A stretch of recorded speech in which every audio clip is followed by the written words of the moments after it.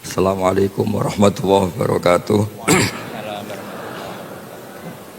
Rabbi shrah li sadri wa yassir li amri wahlul 'uqdatam min lisani. Allahumma shalli wa sallim ala nabiyir rahmah Sayyidina Muhammadin wa ala alihi washabihi wa man wala ma ba'du. Niki kelihatan perjuangan kalau saya ini agak sakit. Mungkin bawaan sudah masuk kategori Ki sepuh. Jadi kalau tambah batuk, tambah karismatik. Jadi definisi Ki sepuh itu kalau sudah batuk. Yang terhormat rektor, semua yang saya hormati, yang sudah disebut rektor tadi ini iktifaan. Ini ngaji mau jadi ahli tafsir apa sekedar ingin masuk surga ini? Enggak, pilihannya dua, jadi ahli tafsir apa ingin masuk surga. Nah itu lebih gampang gitu. Begini,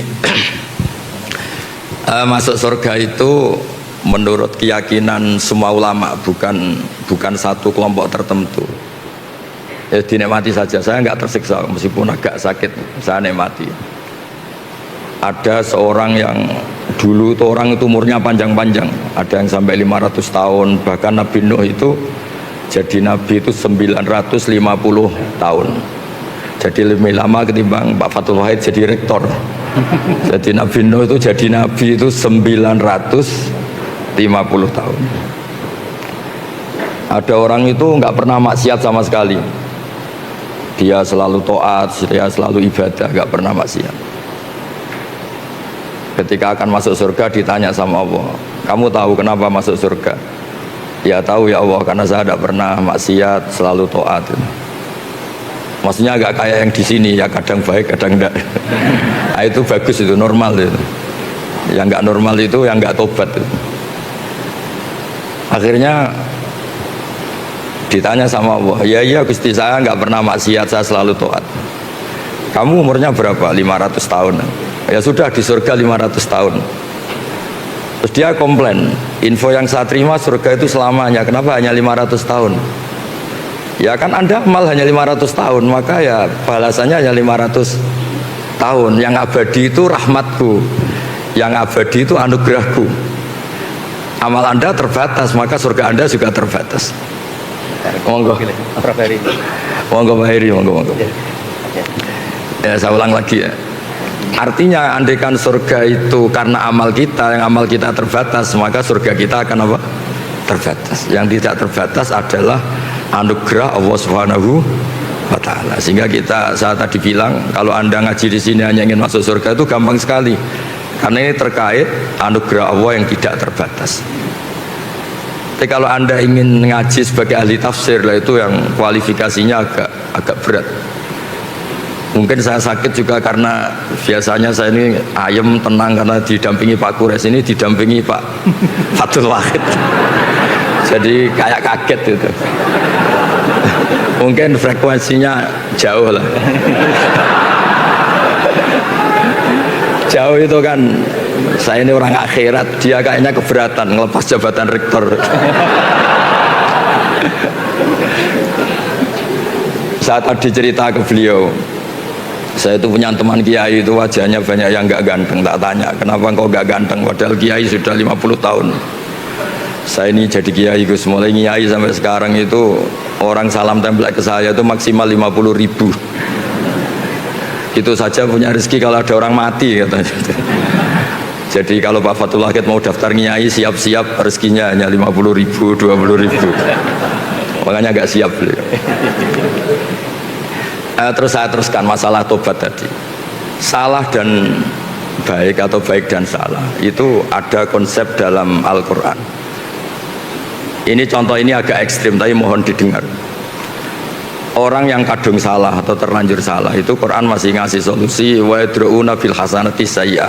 Setelah salah itu langsung menyusuli atau menutup dengan hasanah, dengan kebaikan. Kalau bahasa Nabi, wa'at bi'is sayyi'atal hasanata tampuha. Kalau habis salah langsung baik, pasti kebaikan itu bisa menutup kesalahan Anda. Bahkan bisa menghapus, bukan sekedar menutup, tampu. Saya sering berpikir dan diroyah itu kajian, kayak contoh tadi namanya kajian. Anda misalnya, ya ini naudzubillah min dzalik, Anda ngalami uang Anda dicopet misalnya 10 juta atau bahkan 50 juta, Anda mangkel sekali sama copet itu.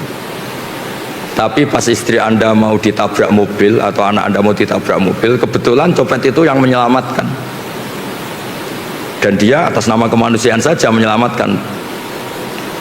Kayaknya Anda memaafkan itu mudah sekali karena Anda kehilangan uang 50 juta tapi anak Anda selamat.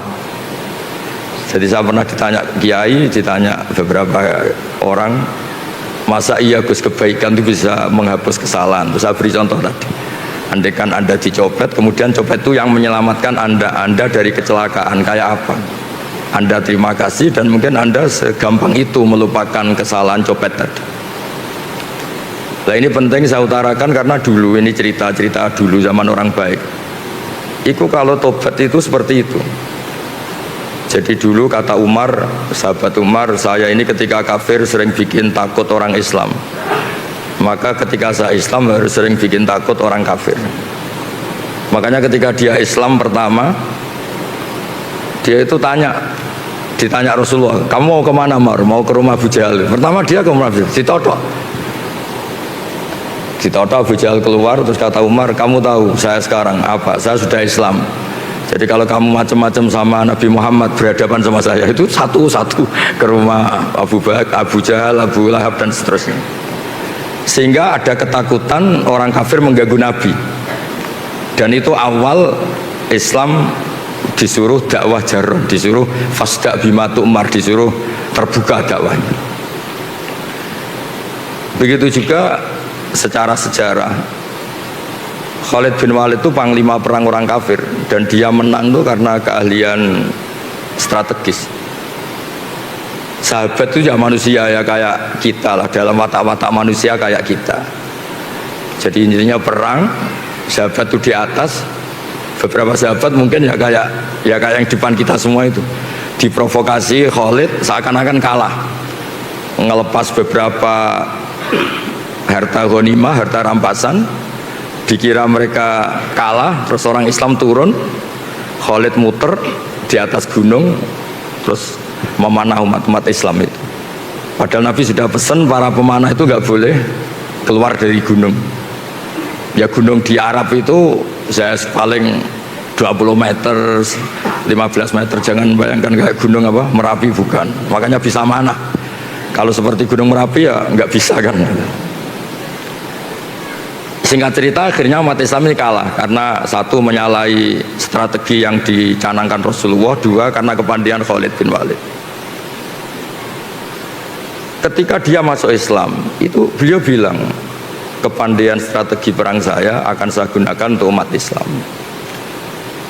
Nah yang sekarang saya sering risau ini, kalau ada preman pasar tobat itu terus jadi merebut masjid, maka yang meneruskan dia di pasar tetap preman.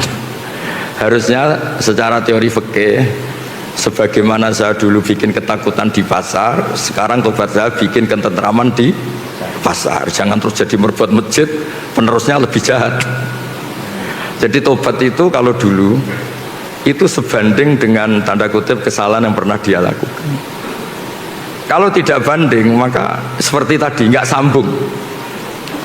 Saya ulang lagi, kalau tidak banding itu tidak apa?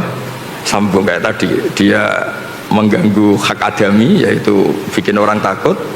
Kemudian tobatnya dia hak kuwah, hanya jadi merebut masjid atau wiridan, kan tidak sambung. Sehingga di ngaji ini, berarti ini kita ngaji kedua, mungkin beberapa ingin jadi ahli tafsir, ya bagus. Jadi begini tafsir itu, karena ini tidak ada Pak Kures, memang acara beliau di sini itu Desember. Ini memang acara orang yang merasa kayak Pak Kures. Jadi tidak Pak Kures tapi merasa kayak Pak Kures, dengan rasa yang bisa dipaksakan sama. Jadi begini, di ulumul Quran itu ada istilah asbabun nuzul. Dari kacamata ilmu, saya sering cerita, Nabi Muhammad tuh suka dahar, suka makan. Kalau makan tuh di depan umum. Saya ulang lagi, kalau dahar itu di depan umum. Terus kalau sakit ya kelihatan sakit. Bahkan beliau itu pernah naik onta, sama ontanya itu pas sama Sayyidah Sofia itu dijatuhkan, ya sampai jatuh betul. Singkat cerita ada sahabat yang dengan tanda kutip agak kecewa, kok Nabi saya tidak sekeren Nabi Isa. Nabi Isa itu orang mati saja bisa dihidupkan, orang sakit disuwuk terus sembuh gitu. Ternyata secara diroyah, secara kajian yang dilakukan Nabi atau yang didesain Nabi melakukan itu keren. Kerennya adalah ada kajian diroyah atau asbabun nuzul. Saya ini jadi Nabi, setelah Nabi Isa terlalu ideal itu malah dipersepsikan sebagai Tuhan. Jadi saya, orientasi terbesar saya adalah memperlihatkan kalau saya ini manusia. Itu kalau Anda tidak mengkaji seperti itu, Anda akan janggal ketika Allah menstatuskan nabinya hanya begini. Wa ma arsalna qablaka minal mursalin, seterusnya terus illa innahum la yaquluna ta'ama wa yamshuna fil aswaq. Saya tidak ngutus para rasul kecuali mereka itu apa? Mereka itu makan. Layak kuluna makan, wa yamshuna fil aswaq, dan jalan-jalan di pasar. Enggak usah diganti di mall. Ini kan janggal, masa misalnya Pak Rektor saja tak kasih gelar Pak Rektor itu sering marung, kan gak keren. Inginnya kan profesor ini sering nulis, kajiannya dimuat di majalah internasional, inginnya masih seperti itu. Tapi Allah itu mensifati nabinya, Nabi Muhammad itu siapa? Nabi yang makan dan jalan-jalan di pasar. Tapi setelah kita kaji, ternyata ini adalah sifatul basyariyah yang tunafi al-uluhiyah. Itu cara Nabi melawan dirinya tidak dipertuhankan. Sehingga ini keren sekali. Jadi keren itu adalah ngikuti sudut pandang. Saya pernah ketemu kiai itu khusyuk sekali. Satu hari itu sholat sunat dilakukan semua. Dia sering puasa dalail, puasa terus kecuali yang diharamkan puasa. Terus dia itu entah bermimpi entah apa, cerita pokoknya merasa solehnya itu kalah jauh sama saya. Terus sowan saya, Gus, saya ini semua ibadah sudah saya lakukan, tapi insting saya, perasaan saya kalah jauh soleh dengan jenengan. Padahal jenengan itu ya jarang sholat sunat, jarang puasa sunat. Terus saya tanya, kamu ingin dijawab jujur apa ingin dijawab pura-pura?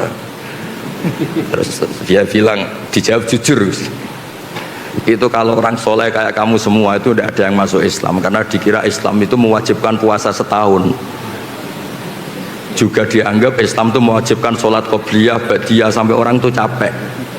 Tapi kalau orang melihat saya kiai ngopi-ngopi, terus kadang-kadang ya jagungan Pak Fatul Wahid, terus gak jelas lah pokoknya, gak jelas pokoknya. Ya kayak pak orang Islam di Indonesia itu kan senang ngopi-ngopi, kongkoi-kongkoi, apalagi kalau sedang takut istri kan tidak pernah pulang gitu. Ngopi-ngopi santai sampai semua masjid penuh. Itu saya dulu ya pernah husnudzon tapi kecewa. Tak tanya kenapa engkau sering di masjid, kalau di rumah ada yang ganas. Kenapa sering di masjid? Kalau di rumah itu AC-nya bayar sendiri, kalau di masjid gratis katanya. Begitu juga masalah MCK dan sebagainya. Itu kasus nyata loh, bukan bualan saya, bukan. Saya ini kan termasuk, kata orang banyak loh, bukan kata saya termasuk ketop lah. Pas mau ngajar di sarang, di pondoknya Mbah Mun itu, di tengah perjalanan saya ingin ke kamar mandi. Itu pengurusnya lari-lari karena saya dianggap ketop, lari-lari buka kunci. Tak tanya, kenapa dikunci? Orang kampung sini Gus, itu kalau kebelet mau ke kamar mandi itu dari rumah lari ke sini. Karena kamar mandinya lebih apa? Baik, lebih bersih. Terus kalau di rumah itu AC kipas angin bayar, makanya ke masjid karena tidak usah apa? Bayar. Oh, tak kira yang sering ke masjid itu iktikaf pondok, aku sudah ada hubungannya itu. Artinya gini, berkahnya orang Islam itu sering jagongan, rileks. Orang itu kalau neliti Islam itu kok jadi Islam tuh enak gitu. Ngopi-ngopi, jabat rektor ya dapat fasilitas, kok enak gitu jadi umat Islam. Coba kalau kita ngajarkan yang ikhlas, jadi rektor udah usah gaji, mobilnya angkot gitu. Jadi pengurus badan wakaf kayak Pak Widodo, Pak Arsoyo udah usah gaji, cukup naik motor butut. Tidak ada yang mau masuk Islam. Intinya kalau Islam terwakili kesolehan Anda yang berlebihan itu tidak ada yang mau Islam. Jadi soleh kayak Anda itu bahaya menurut agama. Terus dia itu tertawa-tawa, kayaknya jenengan bener Gus. Ya enggak, tapi soleh Anda teruskan saja karena biasa khusyuk. Kalau kamu kayak saya enggak bisa, desainnya sudah beda katanya. Tapi tetap yakin bahwa kamu sama saya itu keren saya katanya. Itu teruskan katanya. Itu yang sering selalu beda antara ahli fikih sama ahli thariqah. Karena ahli thariqah itu dengan tanda kutip memuja kesolehan. Ahli fikih enggak, tapi mohon jangan ditiru ini, terutama yang kadung khusyuk jangan. Haram, pokoknya yang kadung khusyuk haram. Ahli fikih itu perhitungannya tuh unik. Ini agak sensitif, tapi ini hadis sahih. Saya sering cerita ke Barsoyo. Ini tak jamin hadis sahih. Nabi dulu tuh ya tarawih ya jamaah, tapi jangan ditiru kan. Hari keempat itu Nabi tidak ke masjid, orang nunggu semua, Nabi gak keluar. Terus kata Nabi, Umar itu, Sayyidina Umar itu, kalau kita bilang sahabat Umar itu, sampai cara Jawa itu bengok-bengok, nama Sibyan wan Nisa, ini orang sudah tidur, Nabi gak keluar, ada yang pura-pura notok apa, pokoknya memancing supaya Nabi itu keluar. Ternyata Nabi gak keluar di malam keempat ini. Nabi gak mau keluar. Terus paginya Nabi bilang habis sholat subuh, Nabi itu memang punya adat kalau habis subuh kadang ngentikan, tapi dulu belum diistilahkan apa kultum ya, apa kultum ini. Saya tahu yang kamu lakukan tadi malam, tapi saya memang sengaja. Kalau saya tiap hari sholat nanti dikira sholat fardu dan nanti menjadi wajib karena saya melakukan tiap hari, maka Anda harus melakukan tiap hari. Karena takut dianggap wajib, maka saya tidak keluar. Ya sudah, terus gitu era Umar, sahabat Umar jadi khalifah, beliau ingin ada sholat taraweh. Sahabat tanya, dulu zaman Nabi itu nggak jadi kok, era Anda jadi. Nabi itu pemegang konstitusi ilmu, kalau beliau melakukan terus nanti dikira wajib. Tapi kalau saya hanya Umar, meskipun saya melakukan terus tidak punya akibat, dianggap apa? Wajib, karena saya tidak musyarri', tidak pembawa syariat. Ada sahabat yang ekstrim namanya Abdul bin Mas'ud, itu suka sweeping. Kalau ada orang duha tiap hari di sweeping. Kamu ingin bikin tandingan sholat fardu, wong sunat kok tiap hari, sunat itu seminggu sekali katanya. Nah ini cerita konstitusi ilmu, makanya yang nggak bakat alim jangan, haram. Jadi beda mindsetnya orang-orang thariqah, orang tasawuf dengan ahli fikih itu beda. Ya sama, terus jangan bilang Gus Pak ahli fikih, Pak Fathul Wahid ahli thariqah, ini tidak dua-duanya. Ini hanya rektor, kebetulan rektor Universitas Islam apa? Indonesia. Jadi dikira dia ketuanya umat Islam. Enggak ada hubungannya itu, enggak ada. Ini jabatan karir, bisa dipecat sama Pak Harsoyo kalau macam-macam, sama badan wakaf bisa. Jadi nanti saya cerita ulumul Quran. Ulumul Quran itu yang mengkaji itu harus seperti saya, tidak harus kayak persis saya, seperti saya. Orang tahu kenapa basyariahnya Nabi, kemanusiaannya Nabi itu keren, karena berkahnya kemanusiaan ini Islam menjadi agamanya manusia, bukan agamanya malaikat. Sehingga tiap Allah cerita orang baik itu siapa, fasilitasnya apa? Liyukaffirahu anhum asfa'al ladzi amilu. Orang baik itu orang yang kalau salah itu salahnya saya hapus, dan ketika baiknya tak kasih pahala. Bukan orang baik itu yang nggak pernah salah, bukan. Jadi berkahnya Nabi menjaga konstitusi basyariah ini, itu terus Islam menjadi agamanya manusia, bukan agama malaikat. Andai kan dari awal itu semua kesunatan dilakukan Nabi, misalnya Nabi selalu puasa Senin Kemis, puasa Dalail, puasa Tasu'a, Asyura, nanti ini dikira wajib. Maka dalam hadis sahih, saya pastikan ini sahih, Sayyidah Aisyah itu beliau kan ahli fikih, punya cara pandang mensifati Nabi, yaitu beliau ngendikan, ini ada di Sahih Muslim, wa in ini di sini sesungguhnya, wa in kana Rasulullah la yada'ul amala wa yuhibbuhu. khasyata ayyufrodo alaihim. Nabi itu tersiksa sekali kalau nggak sholat sunat itu. Ya tersiksa sekali kalau nggak puasa sunat itu. Tapi beliau harus nggak puasa karena takut dianggap apa? Fardu. Sampai Nabi itu kalau ada puasa Tasua, Asyura ngumumkan, sekarang puasa ini sudah diganti Ramadan. Silakan yang mau puasa-puasa, yang tidak. Jadi, nah, penafsir Al-Quran atau yang meneliti Quran itu harus tahu itu. Sehingga nanti di Quran itu ada ayat-ayat yang mensifati mensifati manusia itu sederhana. Sayyidah Maryam itu figur yang luar biasa. Nabi Isa itu figur yang luar biasa. Kata Allah, wa ummuhu siddiqah. Ibunya Nabi Isa itu siddiqah, orang yang sangat-sangat jujur, tidak ternodai dosa zina, dosa yang macam-macam. Tapi terusannya apa? Karena yakulanit to'am. Dua orang hebat ini itu ya suka makan. Itu kan aneh. Wong Pak Rektor yang jarang tahajud saja kalau ada orang muji, ini suka tahajud, seneng. Coba dipuji, oh Pak Rektor itu hebat kalau malam tahajud, Senin Kamis puasa, duha, oh seneng meskipun nggak dilakukan, seneng kalau dipuji. Nah ini seorang Nabi Isa, Allah itu cara cerita karena yakulanit to'am. Ini sama-sama makan. Karena berkahnya makan tuh orang tahu. Rektor nggak makan itu nggak hidup. Presiden Amerika nggak makan nggak hidup. Semua orang top di dunia kalau nggak makan tuh nggak hidup. Ternyata manusia tuh selemah itu. Kita yang katanya profesor, kita katanya kiai besar, ternyata untuk kita hidup hanya butuh kangkung, mungkin butuh jadah, butuh gudeg.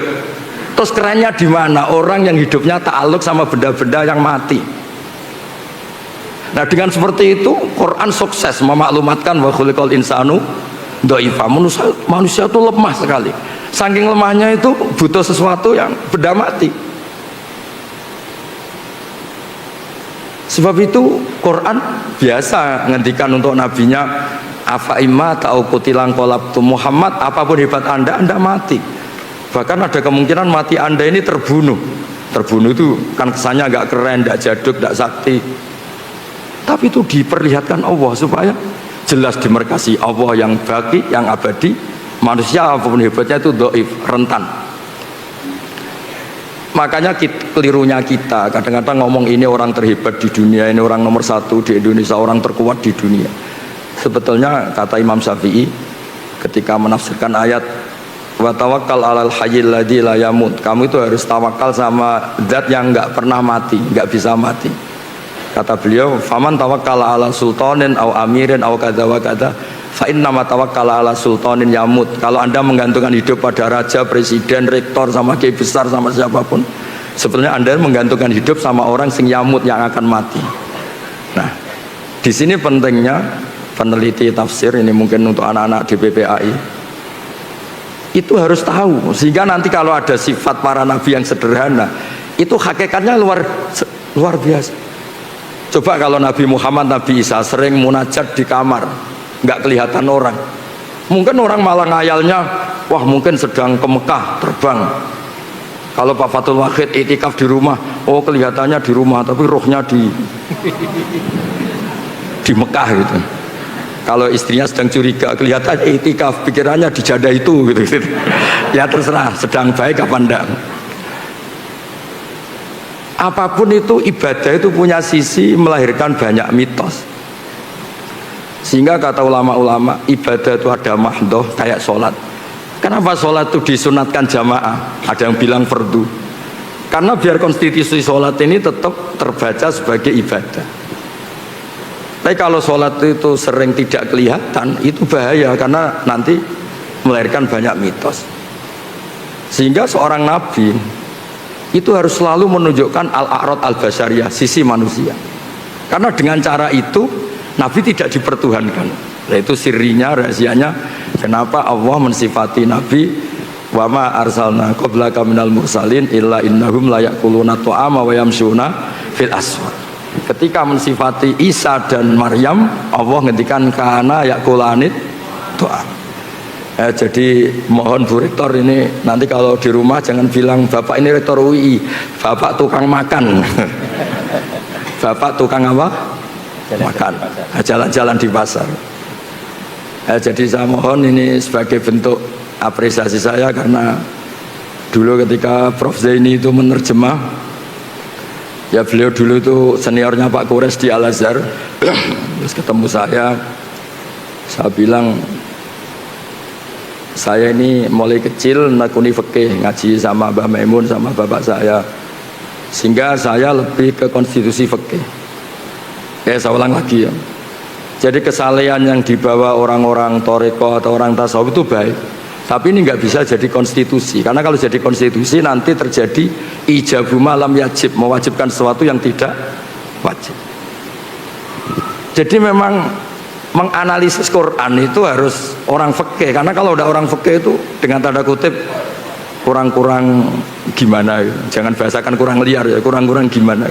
Orang fikih itu lebih realistis, fikih yang betulan alim loh ya, jangan yang kaleng-kaleng ya, yang memang bener-bener alim.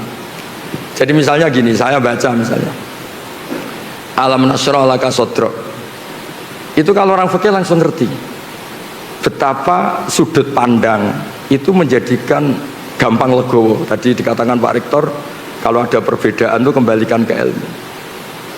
Sudut pandang itu penting. Saya sering cerita, mungkin saya pernah dicerita di pengajian ini, ada kiai itu mungkin karena kelamaan ingin poligami gak kesampaian. Sebenarnya tidak hanya kiai, semuanya harus di sini. Itu kalau malam itu masakan sendiri. Pokoknya sibuk, kadang bikin sambal terong, kadang bikin nasi goreng, pokoknya sibuk.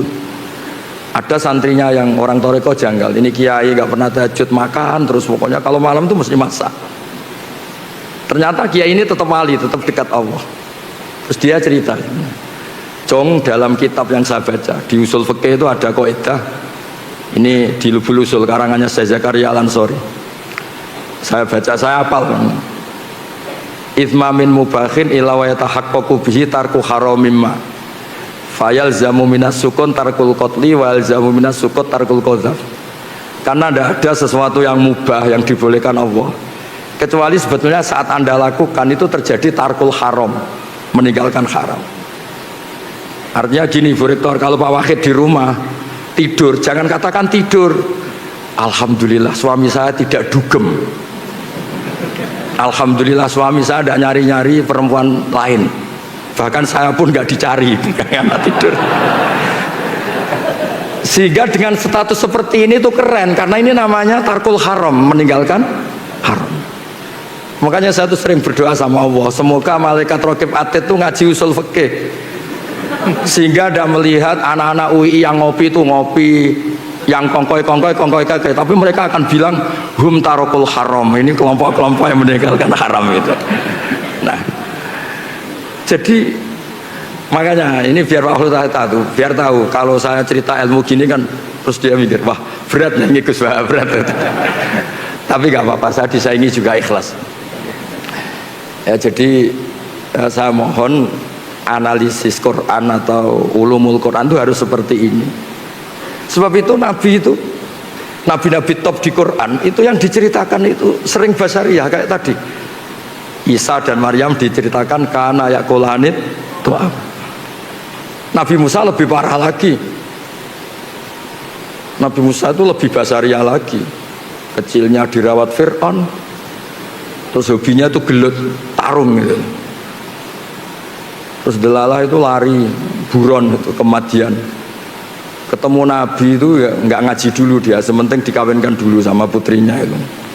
Itu basariyah semua. Sehingga berkahnya Islam dibawa secara kemanusiaan.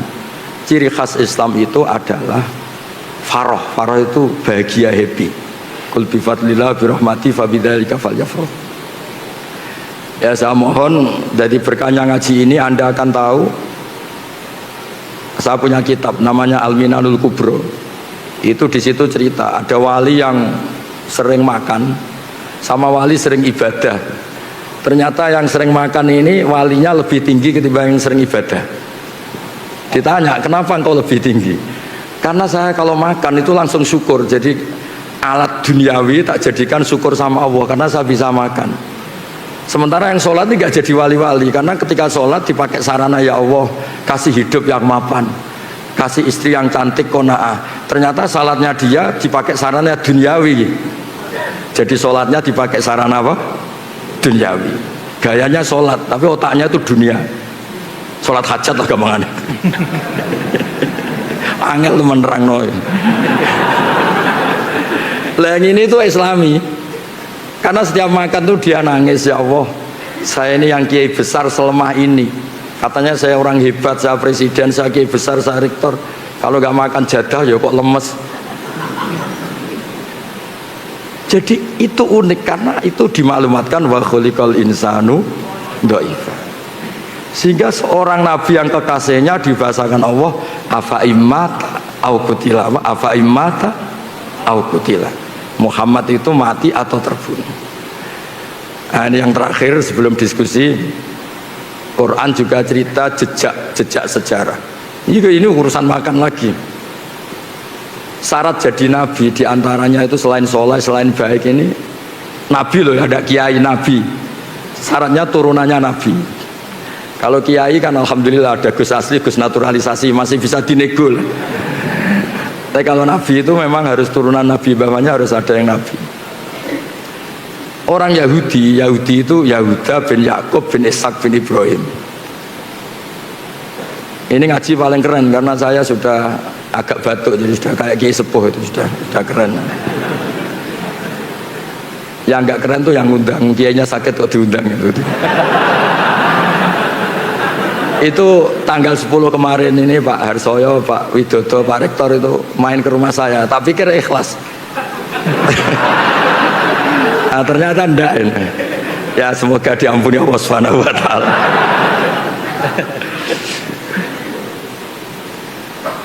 Ya supaya ini kan haji ya, saya cerita haji. Orang Yahudi itu nggak percaya, orang Arab itu kan utak-utuk kayak gitu modelnya.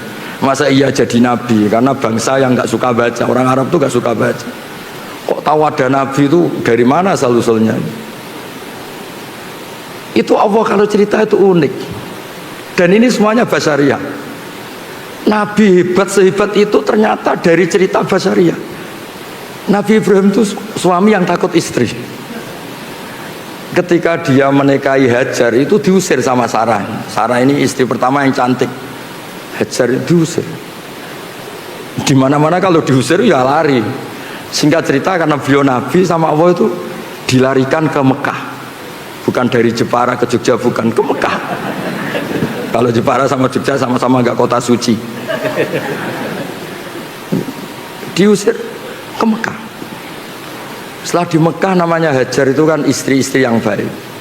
Tidak usah ditiru karena bahaya kalau niru ini nggak kuat. Para ibu-ibu nggak kuat, nggak usah niru.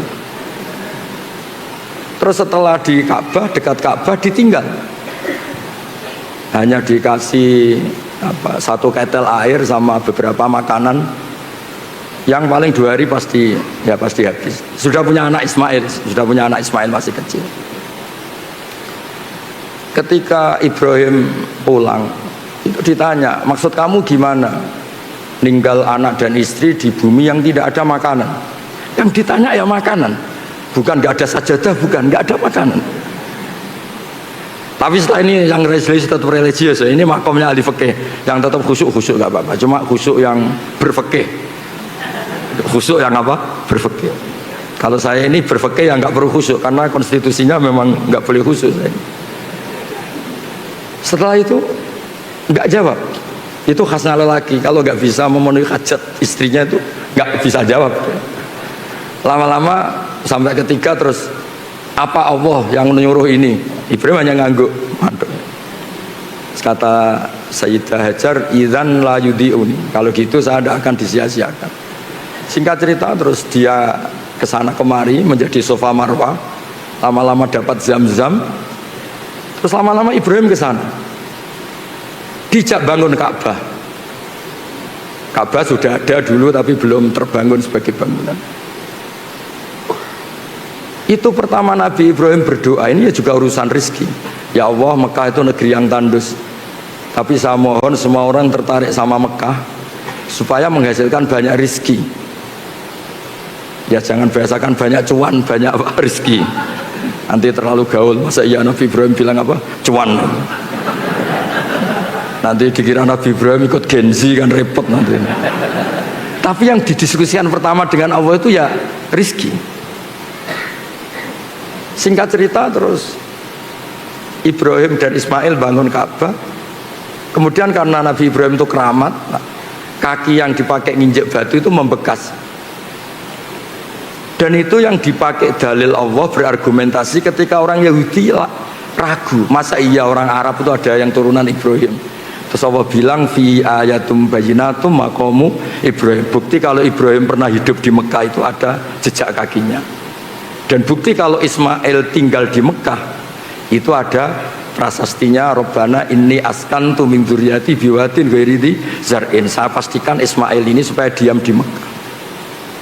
Nah ayat seperti itu kalau Anda tidak baca tarikh itu nggak ngerti. Ayat-ayat itu adalah Allah sedang cerita bahwa Muhammad itu benar-benar turunan Nabi karena di Mekah pernah dihuni Ibrahim yang punya apa Ismail, dan jejak artefaknya, jejak fisiknya ada di Mekah. Fi ayatum bayyinatum maqamu Ibrahim. Jadi makom Ibrahim itu bukan makom bahasa Indonesia artinya kuburan, itu bukan,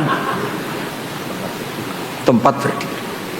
Nah konstruksi itu seorang mufassir harus utuh sehingga ngerti, oh ini begini, ini begini, ini begini.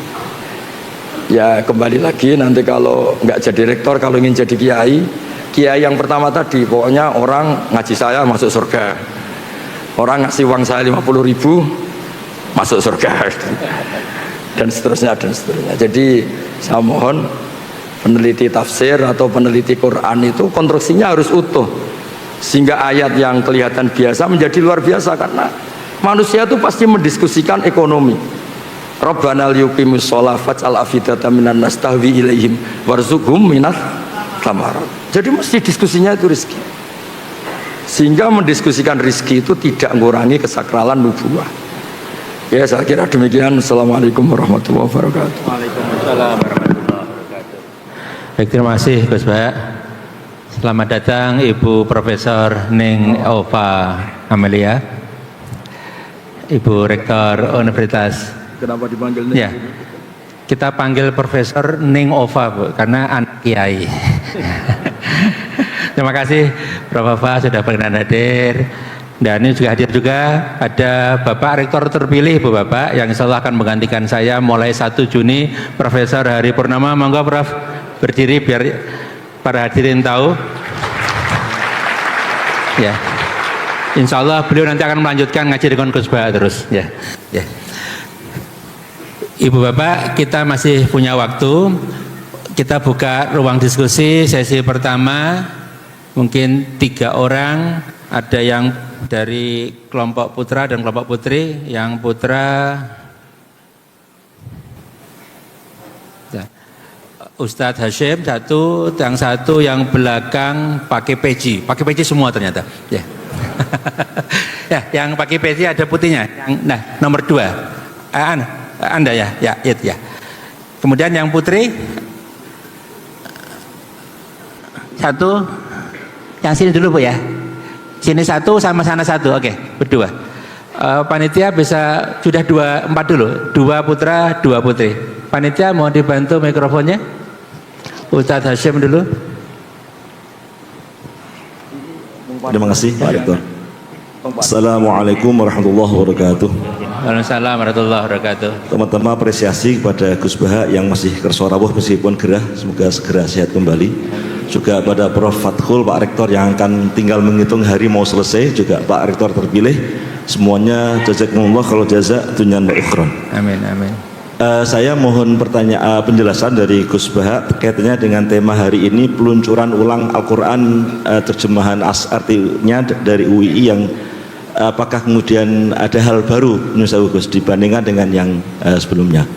Sekaligus saya mohon penjelasan beberapa hal terkait dengan kebahasaan, baik bahasa Arab maupun bahasa Indonesia.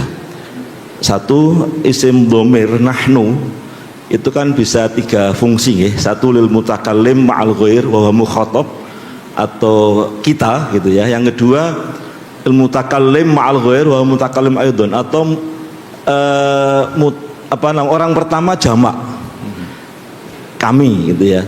Yang ketiga bisa juga lil mutakallim wahdah atau azim nafsah, bermakna orang pertama tunggal dan itu untuk penghalusan saya gitu ya.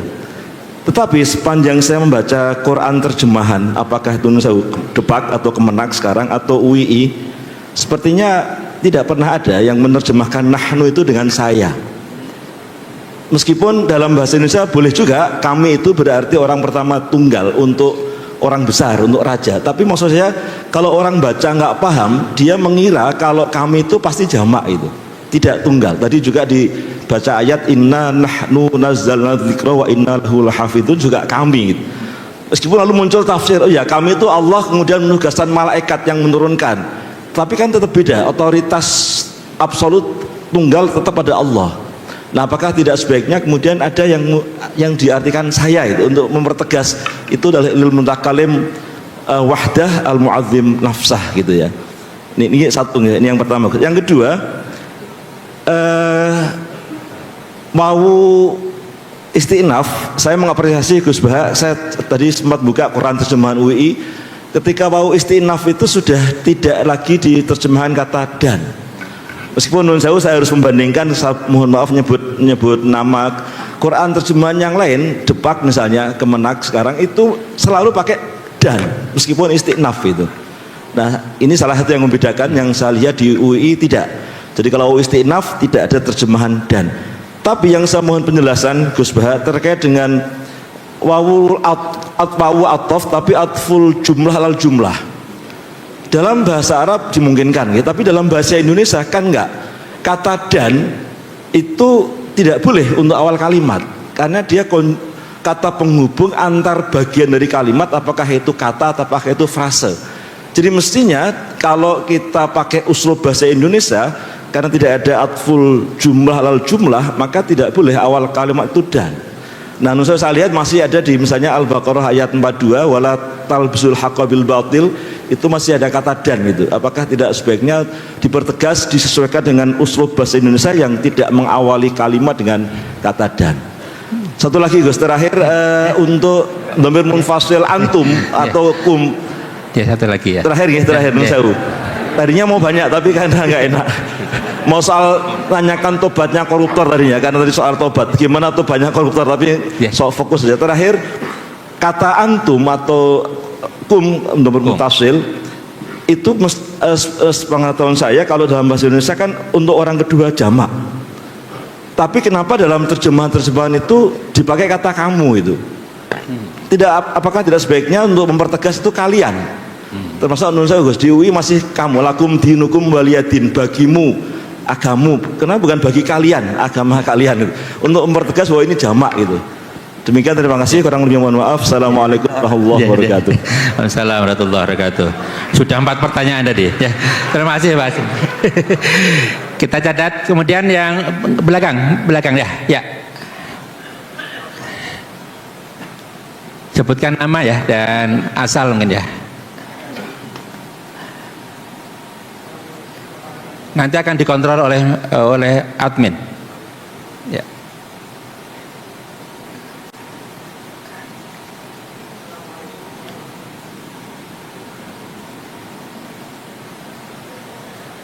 Mohon dibantu panitia.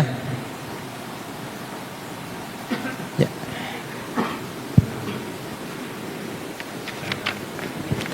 Assalamualaikum warahmatullahi wabarakatuh. Waalaikumsalam warahmatullahi wabarakatuh. Perkenalkan, nama saya Sidik, saya dari UIN, UIN Senan. Namanya siapa tadi? Sidik. Sidik, Pak Sidik. Permisi Gus Bah, saya mau bertanya. Jadi tadi malam di beranda HP saya itu lewat berisi kalam hikmah, yaitu tulisannya itu Gus. Ilmu tidak akan Allah berikan kecuali orang yang dicintai oleh Allah Subhanahu wa taala. Ilmu tidak diberikan kecuali. Pertanyaan saya Gus Bah, ngapunten. Kenapa ada orang yang hafal Quran tapi masih bermaksiat? Oh Ya, karena kan kalau berdasarkan kalam hikmah jenengan, berarti kan Allah ridho sama hal tersebut ya kan, Allah cinta. Jadi dia sampai hafal Quran, dia bukan Nggih. Sudah itu Wonten- pertanyaannya. Nggih, ngapunten untuk saya titip pesan Pak Gus Bahak, saya mewakili umat, semoga jenengan jaga kesehatan nggih. Amin. Nanti semoga jenengan hidupnya berkah dan panjang umur sampai 90 tahun seperti Mbah Maimun. Amin. Harapan saya. Assalamualaikum warahmatullahi wabarakatuh. Waalaikumsalam warahmatullahi wabarakatuh. Terima kasih Mas Siddiq. Selanjutnya dari Ibu sana, dibantu panitia. Ya, yang sisi selatan tadi sudah.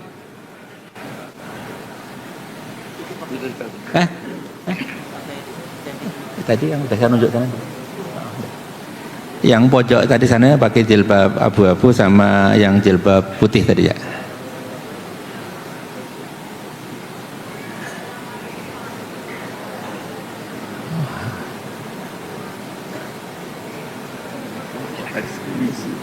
Assalamualaikum warahmatullahi wabarakatuh.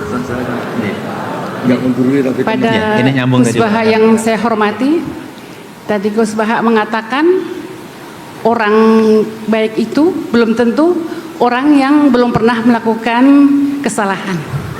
Yang pertama itu mohon penjelasannya. Dan yang kedua tadi Gus Bahak juga mengatakan sesuatu yang tidak wajib jangan diwajibkan. Tapi pada saat-saat ini ada yang sesuatu yang makruh kok malah diharamke. Contohnya orang yang tidak suka merokok, yang benci sekali sama rokok, rokok kuwi haram. Nah gitu misalnya. Ya ini mohon penjelasannya, maaf ya. Ya. Cukup sekian dari saya. Saya Uswatun Hasanah dari Magelang. Assalamualaikum warahmatullahi wabarakatuh. Waalaikumsalam warahmatullahi wabarakatuh. Baik, terima kasih. Satu lagi tadi. Satu lagi yang pakai jilbab warna apa itu? Coklat susu ya. Ya. Baik, Assalamualaikum warahmatullahi wabarakatuh. Waalaikumsalam warahmatullahi wabarakatuh. Perkenalkan, nama saya Eila, saya dari Hubungan Internasional Universitas Islam Indonesia. Tadi mengutip sedikit dari Gus Bahak bahwa sudut pandang itu penting. Terus saya sedikit ada pertanyaan, bagaimana sih sudut pandang Nabi Muhammad terhadap perempuan yang tidak menutup aurat sesuai dengan syariat Islam? Karena banyak laki-laki menyalahkan perempuan karena tidak memakai pakaian sesuai syariat Islam. Ketika melihat itu mereka timbul syahwat. Kenapa tidak dibalik saja? Kenapa tidak mereka yang menjaga pandangan ketika ada perempuan yang tidak memakai pakaian sesuai syariat Islam? Karena memang di sisi lain perempuan itu memang harus menutup pakaian, menutup aurat dengan pakaian yang sesuai dengan syariat Islam gitu. Bagaimana juga syariat dari Al-Quran tentang pakaian ini? Cukup ya. Bagaimana pandangan Nabi Muhammad terkait dua pandangan yang bertolak belakang ini? Baik, terima kasih. Terima kasih. Baik, terima kasih Bapak. Ada 4 pertanyaan, saya singkat Gus. Tadi pertanyaan yang pertama terkait dengan apakah ada yang baru di sini. Kemudian yang kedua ini soal nahnu tadi. Ada 3 fungsi, apakah tidak ada yang diterjemahkan dengan saya. Terus kemudian tadi terkait dengan wawu istiqnaf dan waktu ataf Gus. Terus yang kedua yang ketiga terkait dengan antum dan kum. Ya. Kemudian yang kedua dari Mas Siddiq tadi, kenapa hafal Quran kok masih bermaksiat Gus? Itu pertanyaan dari Mas Siddiq. Kemudian dari Ibu tadi ada, satu-satu ya. Ya, yang lagi dulu ya. Pak Sim dulu ya. Bismillahirrahmanirrahim. Ya ini mungkin Pak Sim itu diskusinya sama saya tok. Ini banyak yang bingung kayaknya. Bikin bingung orang itu termasuk dosa. Jadi ya saya ini kan kenal sama keluarga Pak Hashim dari Guyangan ya, dari Pade. Yang bapaknya kiai itu. Mungkin beliau frustasi terus di Jogja itu.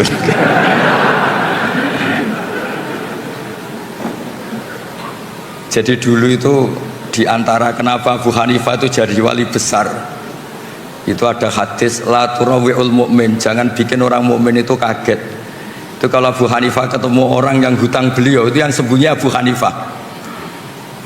Saya ulang lagi, ada orang ngutang sama beliau, Abu Hanifah itu kaya. Itu kalau ketemu yang sembunyi itu Abu Hanifah, ditanya, kenapa engkau yang sembunyi? Di mana-mana orang ngutang, kalau ketemu yang ngutang itu kaget. Jadi kalau saya ketemu maka saya dosa karena bikin orang apa? Kaget. Itu memang unik, memang Abu Hanifah itu unik. Jadi harusnya rektor atau dekan atau siapapun yang jadi pembina, kalau ketemu mahasiswa salah, itu yang sembunyi dosennya. Kedua, cerita Robiah Adawiyah. Robiah Adawiyah itu rumahnya tuh ada maling. Robiah Adawiyah itu sembunyi sampai maling jatuh keluar gak bawa apa-apa. Ditanya, kenapa yang sembunyi engkau? Saya ini malu sama malingnya karena tidak ada apa-apa yang bisa dicuri. Jadi saya hari ini syukur betul, saya pas agak sakit, agak batuk ngaji, saya tadi bilang ke istri saya, mungkin ini fase saya jadi kayak sepuh, jadi kalau ngajar sudah sambil batuk-batuk. Nah, begini, saya kebetulan ngikuti Prof. Zaini itu mulai 2004 sampai beliau wafat 2019 ya? 2019. Ini ada Bu Ova putrinya. Beliau menerjemah itu berdasar keahlian beliau, sekolah di Al-Azhar itu sastra Arab. Saya pernah menanyakan yang ditanyakan Pak Hashim, kenapa kami kok nggak diterjemah saya atau saya kok kami? Beliau itu hanya jawab gini, kok kalau kalian dari antum kok kasar? Hanya alasannya kasar. Saat itu saya juga tanya Pak Kures karena beliau ikut di Kemenak. Juga per menteri yang ini Pak Nazar itu saya juga dapat SK, termasuk diberi hak untuk ikut merubah kalau ada yang gimana di Kemenak. Itu sama-sama Pak Zaini sama Pak Kures itu sama-sama bilang gini, termasuk judul ini dari Prof. Zaini, termasuk dari Pak Kures, semua dianjurkan pakai judul ini, Al-Quran Karim dan terjemahan artinya. Jadi bukan dan terjemahannya, tapi dan terjemahan artinya. Jadi karena bahasa Indonesia itu tidak akan mewakili bahasa Arab atau bahasa aslinya. Terkait nahnu tidak diterjemah saya, padahal wakilnya itu Allah atau Al-Mu'adzim Nafsa. Itu banyak ulama yang bilang gini, ketika Allah cerita nahnu itu memang melibatkan banyak orang, banyak pihak. Misalnya nahnu khalaqnakum, itu memang karwan Allah sentral, tapi kan untuk menjadi manusia itu ada hubungan suami istri, ada macam-macam. Begitu juga inna nahnu nazzalna dzikra, melibatkan Jibril, dan Quran ini dijaga juga melibatkan banyak yang hafal Quran ini itu. Maka pakainya nahnu. Tapi kalau Allah itu sendiri dan memang hanya sendiri, itu Allah tidak pakai iyana, tapi iya itu fa'iyaya fa'budun, fa'iyaya farhabun. Itu, tapi saya ulang lagi, itu hanya analisis, tapi itu diyakini banyak ulama Al-Azhar. Terus kedua, tentang isti'naf, memulai kata itu ada dua, ada yang memang benar-benar permulaan, ada yang hakikatnya itu tidak permulaan. Itu yang menjadikan Pak Zaini atau Pak Kures atau Kemenak sekarang itu ya kadang-kadang beda, tapi tetap ada kata dan. Misalnya begini, innal abrara lafi naim wa innal fujara lafi jahim. Itu memang wawunya sudah bisa ada ataf, bisa ataf. Nah, melihat adat Allah itu menyebut dua hal, habis cerita surga, neraka, cerita orang baik, orang jelek, maka tradisi menyebut dua hal ini terus menjadikan wawu di mana ini tetap dan. Begitu juga wala talbisul haqqa tadi. Sebelum itu memang sudah ada nasihat-nasihat yang banyak. Kemudian terkait apakah ada penambahan di sini? Kalau nambah enggak. Tapi saya dulu pernah pamit sama Prof. Zaini untuk fikihnya itu memang banyak catatan kaki, dan itu era beliau. Era beliau cuma beliau kan sastra, yang disuruh nekuni itu saya. Karena ya ini semoga nggak terjadi. Problem kitab suci itu kan mujmal itu global. Sehingga kalau diterjemah pakai harfiah itu memang resikonya tinggi. Misalnya gini, Nabi Lot tuh kecewa betul sama kaumnya yang homoseks. Tapi ketika kecewa malah dengan tanda kutip bikin kata-kata yang riskan. Yaitu beliau ngendikan, haulai banati hunna adharulakum, kamu jangan mendatangkan kepuasan Anda lewat lelaki. Saya ini punya putri banyak yang lebih suci bagi kamu. Tentu menjadi halal itu nunggu dinikah. Tapi beliau hanya ngendikan hunna adharulakum. Begitu juga tentang nikah. Nanti bisa dicek di awal juz 5. Ada ayat yang bunyinya hanya gini, famastamta'tum bihi minhunna fa'atuhunna ujurahun. Perempuan itu setelah kamu nikmati, maka yang penting itu kamu kasih ujurahunna. Ujur itu jamaknya ujroh. Nanti kan kayak transaksi orang nakal yang sudah dipakai itu bayar. Nah makanya tadi promosi saya pertama saya bilang mufassir itu latar belakangnya harus ahli fikih supaya tahu kalau ujur di situ artinya mahar. Jadi terjemahnya adalah perempuan yang sudah Anda nikahi. Saya ulang lagi, perempuan yang sudah Anda nikahi dan sudah Anda nikmati, yaitu sudah hubungan suami istri, maka mahar itu baru menjadi wajib. Karena mahar itu wajib itu dua. Satu wajib binafsil akdi, itu nisful mahri. Dua wajib karena jima, karena hubungan suami istri. Jadi mahar menjadi wajib 100% itu nunggu famastamta'tum bihi, sudah dinikmati. Nah hal seperti ini kalau diterjemah letterlek itu bisa kayak nyuwun sewu nikah mut'ah, nikah yang pakai waktu, yang hanya nikmati terus bayar. Nah, di sini dibutuhkan kepedulian para pakar tafsir, terutama yang nulis. Untuk ini jelas di sini tak ditulis oleh Pak Zaini, saat itu saya juga usul. Istri-istri Anda yang sudah Anda gauli, maka kasihkan maharnya, bukan ujur gimana apa? Ujrah. Jadi makanya kan disepakati ulama kalau mengkaji Quran itu hadisnya harus bagus, fikihnya harus bagus karena konstruksinya tadi. Contoh terakhir, fa'inama tuwallu fathamma wajhuh, kamu menghadap kemana saja itu di sana dari ridho Allah. Itu kan kesannya kayak ada harus madhep kiblat, madhep Ka'bah. Padahal itu ndak, itu bahasa emosi, bahasa emosi. Allah itu tersinggung ketika orang Yahudi itu ngatur-ngatur ke agama. Maunya apa sih Muhammad itu kemarin sudah baik-baik madhep Baitul Maqdis, kenapa sekarang dipindah ke Ka'bah? Terus Allah marah bilang, arah itu milik saya, terserah saya mau ke timur ke barat, terserah saya. Jadi terserah saya itu dalam konteks saya ini punya otoritas penuh untuk menentukan kiblat. Bukan berarti Allah membolehkan kita sholat semaunya. Itu kan ibarat ada orang nyalahkan saya misalnya, Gus, anak Anda kok kamu kasih uang 1 juta 2 juta, bukankah ini boros? Terus saya bilang ini uang saya, terserah mau dipakai apa mau dibakar apa mau diapain, tidak apa-apa, itu uang saya. Kata dibakar itu mau mengungkapkan kemarahan, tapi bukan berarti bakar uang itu halal. Sama fa'inama tuwallu fathamma wajhuh, itu Allah sedang marah terhadap gugatannya orang Yahudi.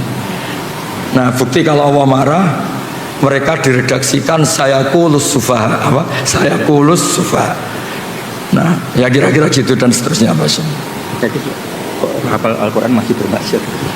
Ini sidik, ini kriminal itu tanyanya.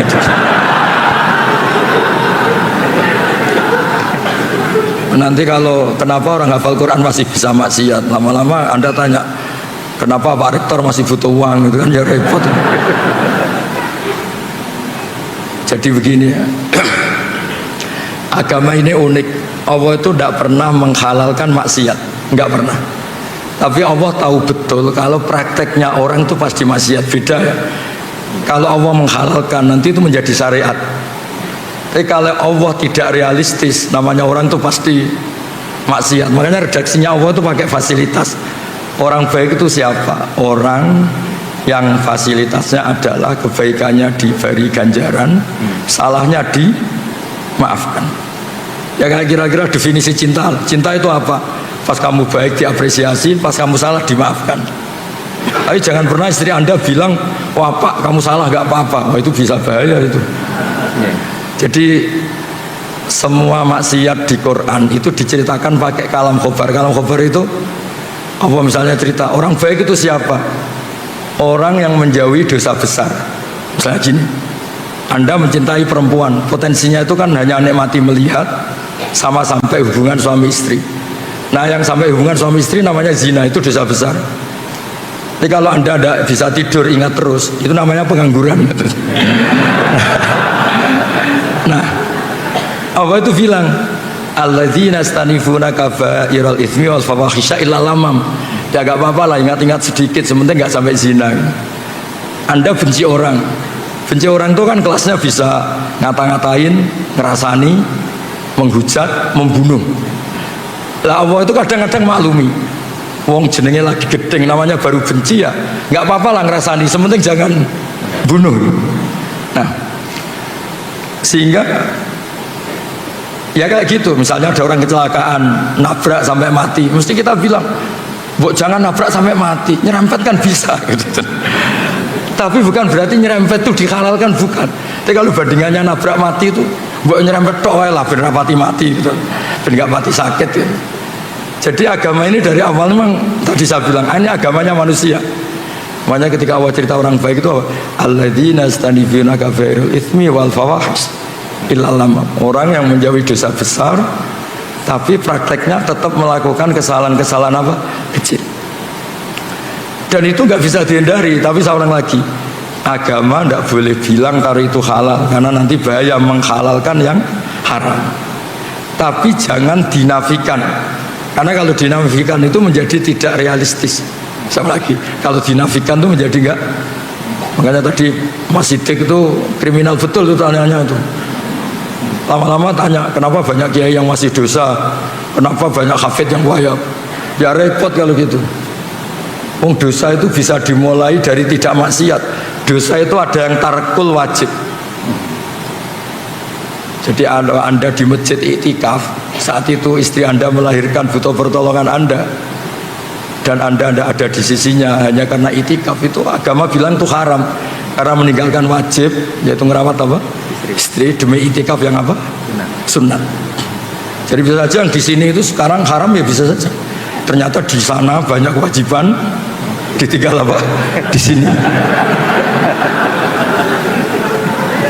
Tapi bisa saja taat, karena pas di sini berarti tidak maksiat.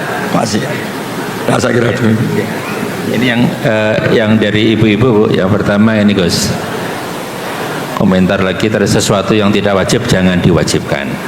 Termasuk tadi jangan mengharamkan yang rokok contohnya tuh.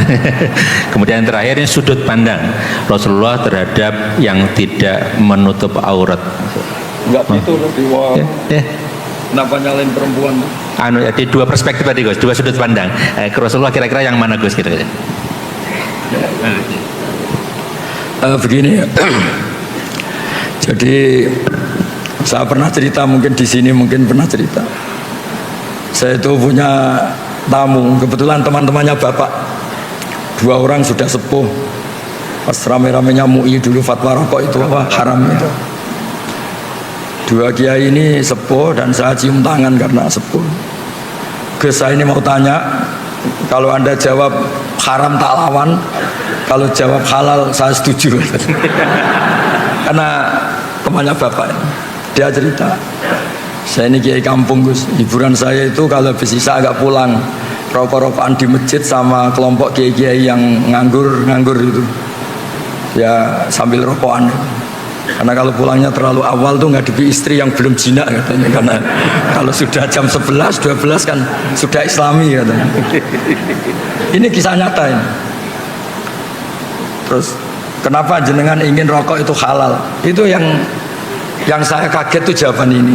Loh, saya ini kan kiai Gus, hiburan saya kan nggak mungkin seperti anak-anak lihat dangdutan, saweran. Saya ini kan kiai, kan nggak pantas. Hiburannya saya hanya rokokan. Kok masih diharamkan MUI, maunya apa? Jadi dia itu, saya ini kiai. Kalau nggak kiai kan enak, bisa lihat dangdutan, saweran, lihat biskop. Saya ini kan kiai, kan nggak pantas. Jadi hiburan saya hanya rokokan sambil nyesali nasib. Masa iya haram gitu? Gempon bah, untuk jenengan halal. Woyo.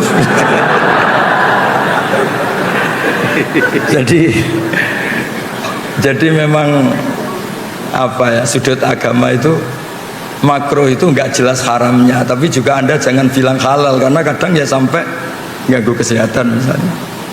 Tapi juga kan bilang haram karena takutnya tadi ada orang-orang tertentu yang untuk melawan nafsunya, melawan mungkin dia agak hiper, itu dengan melupakan dirinya dengan cara seperti itu. Makanya di Ihya itu ada bab suatu saat akhir zaman itu ibadah terbaik itu tidur. Kenapa? Karena tidur itu tarkul haram. Karena kalau tidur itu berarti orang itu tidak melakukan haram sama sekali. Tapi kan bisa digugat juga, tidur itu artinya meninggalkan kewajiban. Nah itu sudut pandang, ini pertanyaan ke Mbak tadi. Jadi Nabi itu memang unik. Kalau perempuan membuka aurat, itu yang disalahkan sebetulnya tidak hanya perempuannya. Lelaki yang terprovokasi birahi yang haram, perempuannya juga haram. Tapi di situ seninya beragama. Jadi ada Umar itu, sahabat Umar pernah ditanya, kalau Anda ditakdir tidak punya syahwat sama punya syahwat suka mana? Ya suka punya syahwat tapi tidak maksiat. Kenapa? Kalau saya tidak punya syahwat, misalnya Allah tidak akan bilang gini, ini loh Umar nggak pernah zina sama batu, sama pohon, sama jembatan gitu. Artinya apa itu? Nggak prestasi. Tidak zina sama sesuatu yang nggak disyahwati itu tidak prestasi. Ya normal namanya tidak zina sama pohon, sama jembatan, sama gunung. Yang hebat kan kita tidak zina sama orang yang mungkin kita seneng. Jadi berkahnya sahabat itu, Pak ini berkah ngempet itu jadi wali lah kira-kira gitu. Jadi memang seninya Allah itu liyabluwakum ya di situ ini. Jadi diuji itu karena kita punya sahabat, punya apa, tapi nggak melakukan. Kayak gini, Anda tidak suka uang, nggak prestasi, tidak korupsi. Itu yang prestasi suka tapi tetap tidak korupsi. Anda wataknya itu nggak lelaki banget, mungkin agak lelaki. Ketika tersinggung sama orang nggak tersinggung. Itu dulu kata Imam Syafi'i itu khimar. Orang nggak bisa tersinggung itu khimar, maksudnya nggak punya kepekaan. Tapi kita harus tersinggung karena kita dihujat harus tersinggung. Tapi karena kita Islami tidak kita wujudkan dalam perilaku, misalnya mukul atau nabok atau membunuh. Jadi ketika Allah ngendikan zina linnas syahwat minan nisa, itu Allah ingin mengapresiasi betapa hebatnya manusia soleh. Mereka punya syahwat, punya keinginan, tapi semua itu ditinggalkan karena saya. Makanya terakhir ijazah saya ini ada 7 orang yang spesial yang nanti dinaungi Allah yaumala dzilla illa dzilluh. Yang pertama itu Imam Adil, semacam-macam. Yang ketujuh ini nggak boleh diuji cobakan. Yang ketujuh ini haram diuji cobakan. Lelaki yang diajak perempuan cantik terus dia menolak hanya karena bilang ini akhafullah, saya takut Allah. Nggak usah diuji karena ini rawan nggak lulus. Tapi itu didiskusikan sama Nabi, itu betapa hebatnya orang apa? Soleh. Biar yang diuji itu hanya Nabi Yusuf. Kalau Anda kayaknya tidak lulus. Zulaikha itu cantik, setengah baya, menarik. Ngajak Nabi Yusuf pas tuannya di kantor, karena tuannya ini pegawai negeri. Nah, tapi yang diajak itu Zulaikha, bukan dosen UI. Jadi artinya gini, berkahnya kita punya syahwat, suka uang, suka ya, harta tahta wanita. Berkahnya itu malah kita menjadi orang hebat. Kok bisa Pak Rektor tidak korupsi padahal punya kesempatan? Kok bisa tidak mencabang kemana-mana karena diawasi kalian itu? Tidak karena sholat kali itu, gak, saya yakin nggak karena sholat itu. Nggak. Untuk husnudon sholat itu butuh dalil. Karena takut Allah. Takut istri atau takut apa? Dua-duanya Gus. Kalau takut Allah dan istri malah syirik no. Jadi Allah itu unik, ngelola manusia itu unik. Makanya ketika Nabi itu tersinggung, ya marah. Kata sahabat, ihmar rawaju, marah, kelihatan marah. Nabi pernah ditanya, Muhammad kalau engkau Rasul itu boyo yang keren, bisa menghidupkan orang mati kayak Isa, punya tongkat sakti kayak Musa. Nabi itu ihmar rawaju, mau tersinggung, mau marah. Terus akhirnya Nabi Muhammad tuh ingat, lakot udhiya Musa bi aktsara min dzalik fasobar. Musa itu pernah tersakiti oleh seperti ini dan Musa itu sabar. Padahal Musa itu kelasmen nabinya di bawah saya. Musa saya bisa sabar, apalagi saya. Jadi Nabi Musa juga pernah digugat. Musa, kamu itu bilang utusannya Allah. Coba Allah itu pertontonan ke kita, arina wa jarotan. Kemudian nanti Allah tak tanya, apa betul Anda ngutus Musa? Jadi Nabi dulu itu ya repot. Tapi ya tadi memang itu ujian. Ya jadi di antara kebaikan agama ini kita dikasih syahwat, dikasih suka uang, suka tahta.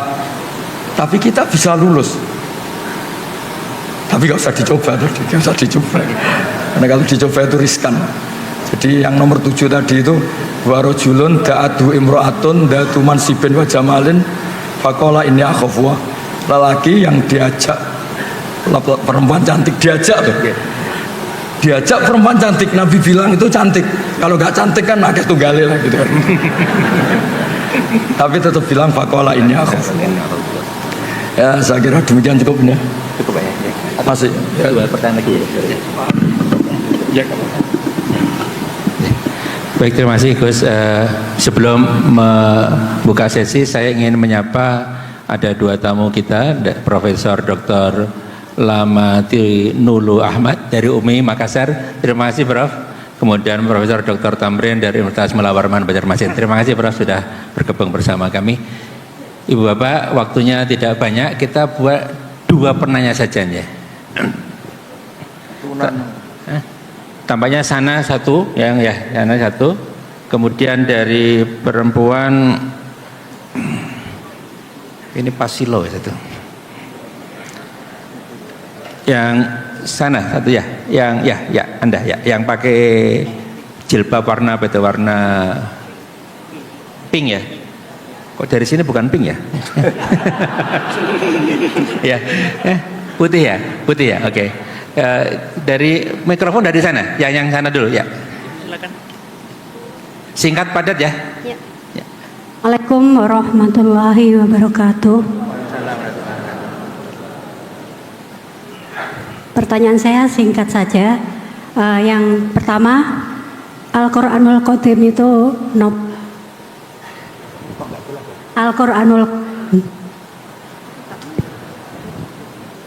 Al-Quranul Qadim.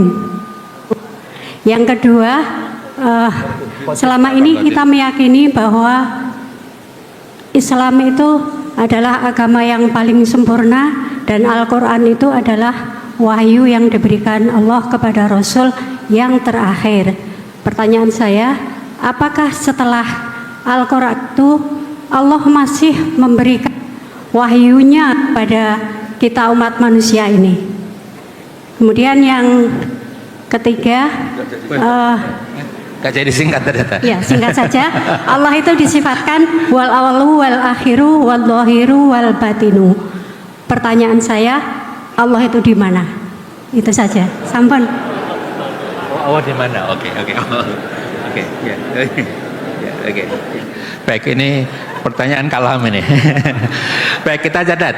Kemudian yang tadi ya, yang pakai jaket warna apa itu? Krem ya. Mau dibantu panitia?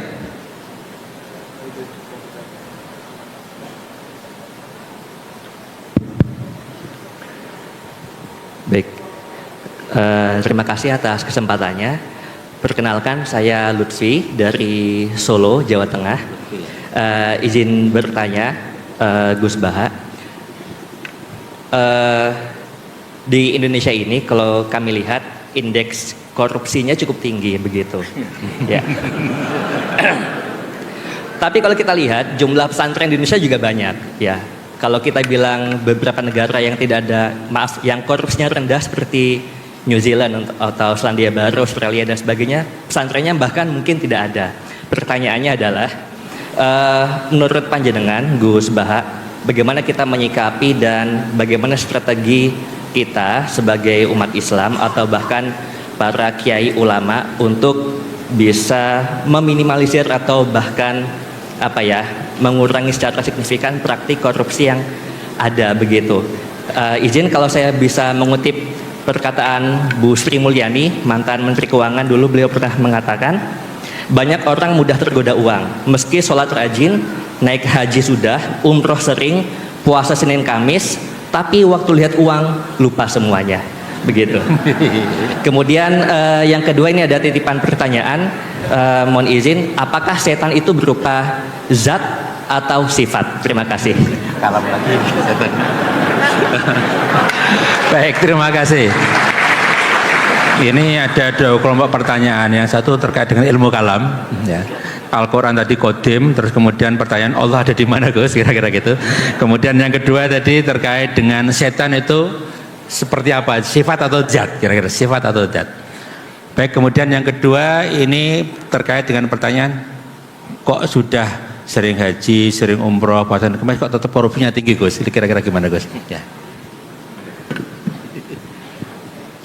Nah, ini yang ngawur ini pertanyaannya ini. Begini ya, tak pikir Pak Lutfi gubernur.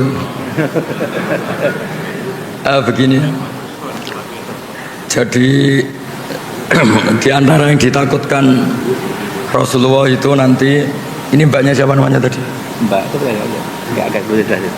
Mbak ya, enggak nyebut nama tadi. Silakan saja. Ya. Jadi gini ya, manusia itu punya jiwa ingin tahu. Ingin tahu itu bisa liar. Ada beberapa orang yang bilang, saya ini tidak akan menyembah Allah karena saya tidak tahu, tidak kenal. Macam-macam lah yang jurusan filsafat itu. Jadi zaman itu Nabi sudah ngendikan nanti setan itu selalu menggoda manusia. Pertama bikin mukadimah yang baik. Ini bumi diciptakan Allah, ini langit diciptakan Allah. Lalu Allah sendiri asal-usulnya gimana? Terus kata Nabi, jika kamu pada titik itu, maka hentikan. Nah, menghentikan itu manusia itu mudah sekali. Makanya saya pernah bilang, saya mungkin saat melihat sinetron apa saja, tentang Joko Tingkir ya boleh, tentang Mak Lampir ya boleh, yang penting itu manusia lah. Itu mungkin pas dekat-dekatnya saya dengan Allah, karena itu melawan diskusi dengan setan. Jadi banyak peristiwa sahabat itu tanya Allah itu gimana, sama Nabi itu disuruh, kira-kira disuruh makan, disuruh apalah, yang penting mengalihkan diskusi itu.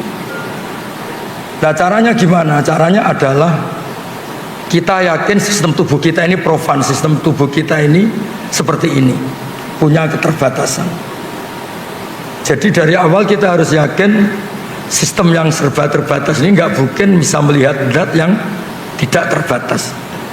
Makanya Quran sendiri memberi penjelasan la tudrikul absar wa yudrikul absar.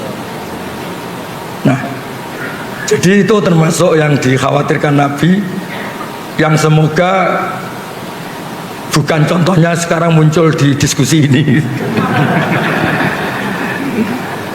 Nah, soal kalam wah kodim itu juga sama, kasusnya sama.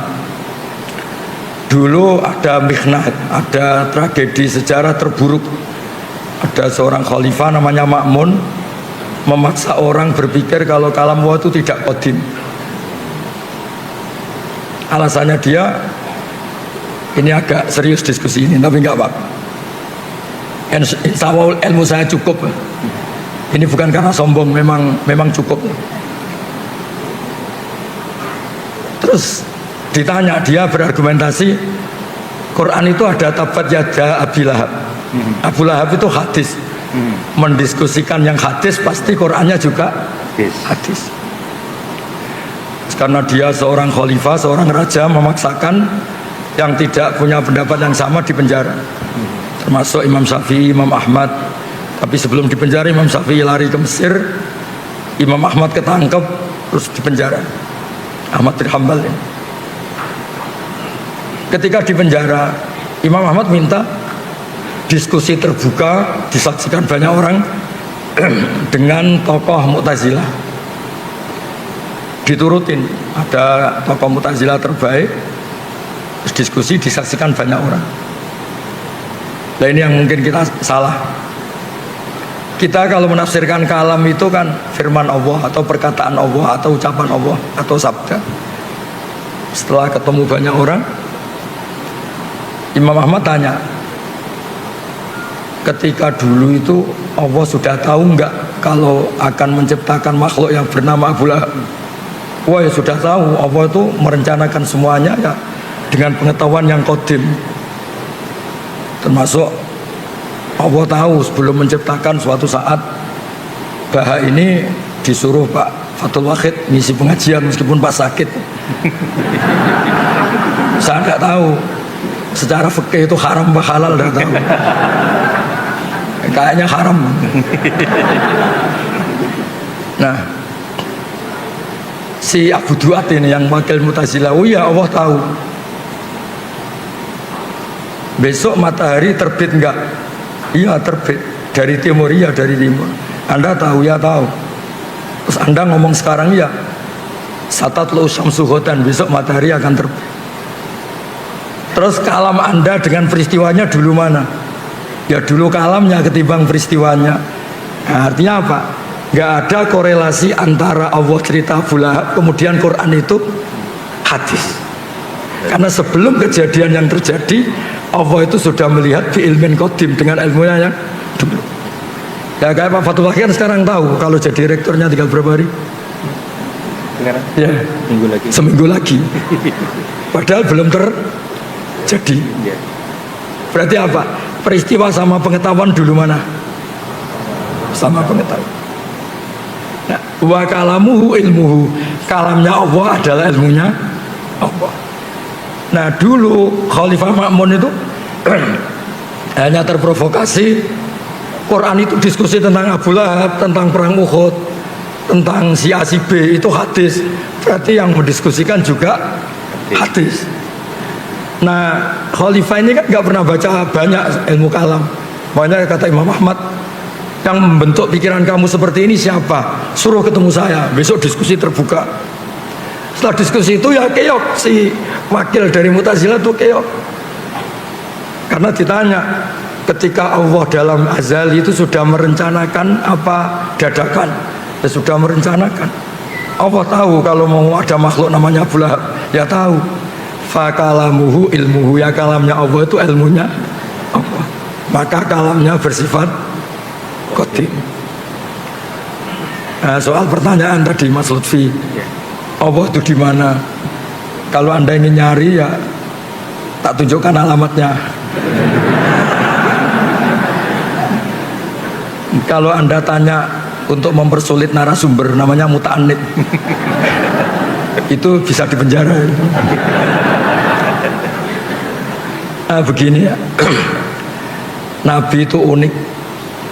Ada pertanyaan yang dijawab karena itu dianggap baik secara rasa, baik secara rasa. Sehingga ada seorang perempuan tanya, ya Rasulullah, aina Allah? Allah itu di mana? Nabi tanya, dijawab fis sama. Begitu juga kebalikannya, kalau ada orang tanya, dijawab fis sama. Allah itu di langit di atas, di langit itu di atas. Ketika Nabi Mi'raj menemui Allah itu digambarkan di atas, sama. Itu benar secara psikologis karena kita tidak mungkin mensifati Allah itu di bawah. Nah, tapi di atas itu menurut ukuran apa? Ukuran fisik apa non fisik? Di atas menurut fisik adalah ini bawah, sana atas. Tapi secara psikis, secara rohani, di atas itu nggak terjangkau, nggak tersentuh. Artinya nggak tersentuh ya